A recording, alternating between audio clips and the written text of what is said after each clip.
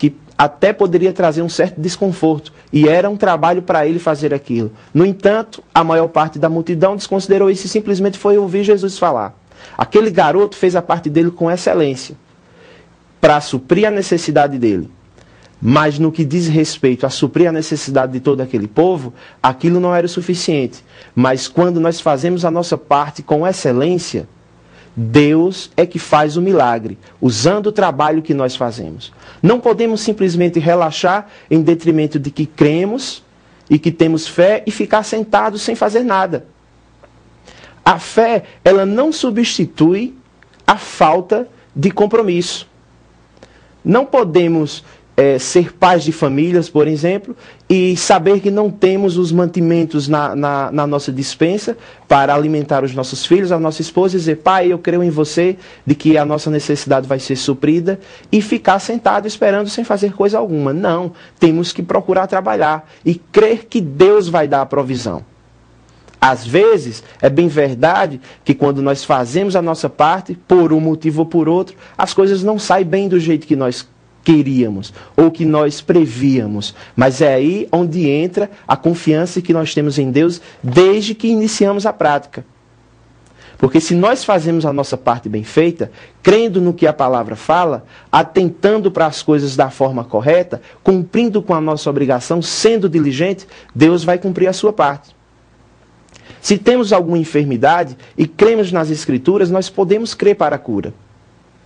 Mas se nós não estamos ainda firmados na fé de uma forma consistente, simplesmente não podemos parar de tomar remédio porque alguém fez dessa forma e funcionou para ele. No livro de Hebreus, no capítulo 11, nós vemos muito claro de que quando Deus dá uma direção para nós fazermos alguma coisa de uma forma bem específica, podemos crer, avançar e fazer dessa forma. Moisés recebeu uma direção específica para fazer com que o povo de Deus atravessasse o Mar Vermelho e andasse em terra seca. Os egípcios tentaram imitar isso e morreram afogados. Então, o que isso quer dizer? Que se temos uma direção para seguir de Deus, nesse caso, nós podemos acabar descumprindo algumas regras naturais. Porque a fé, ela avança sobre qualquer coisa. Mas ela não desconsidera. Quando Jesus, em Marcos, capítulo 11, versículo 22, disse, se você disser esse monte, ergue-te e lança-te no mar, e não duvidar no seu coração, será assim convosco. Ele não disse, se você olhar para esse monte, você vai ignorar que ele está aí e vai passar adiante. Não, ele não desconsiderou um fato que existia. Mas ele mostrou como, crendo em Deus, nós podemos mudar a situação.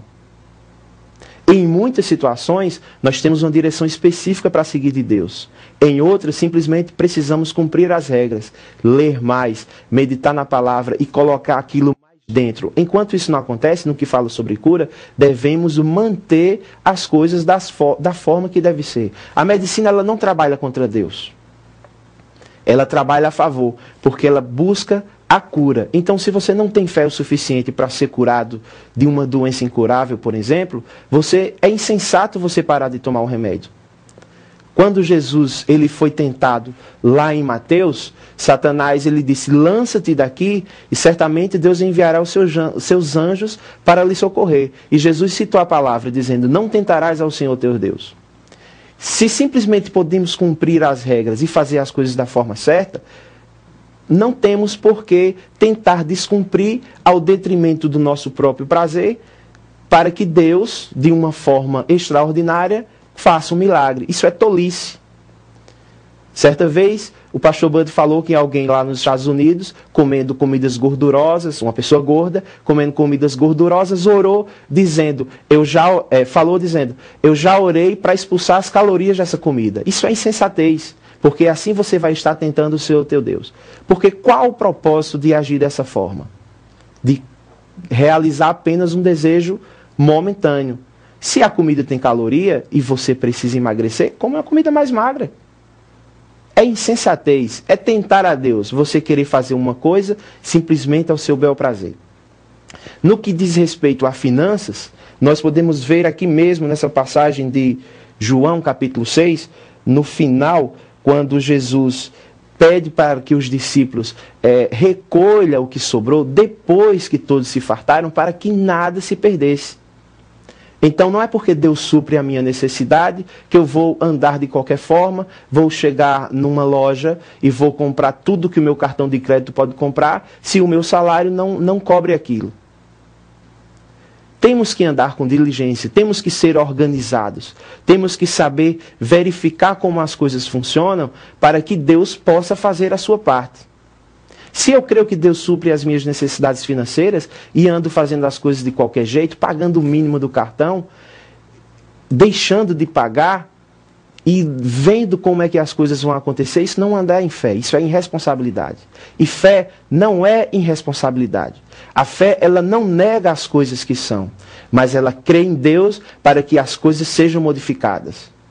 E até que essas coisas sejam modificadas, nós precisamos cumprir todos os preceitos, sendo responsáveis, fazendo a nossa parte, colocando a mão na massa, como os discípulos fizeram aqui nessa passagem. Eles creram no que Jesus estava falando, eles analisaram toda a situação, eles viram que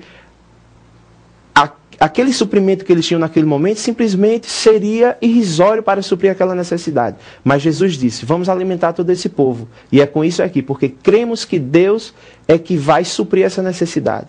Então, a fé, ela não negligencia as leis naturais. Andando em fé, nós não deixamos de cumprir com as nossas obrigações. Andando em fé, nós cremos que Deus vai suprir todas as nossas necessidades, seja financeira, seja saúde, seja o que for. Mas nós não negamos o que temos que fazer.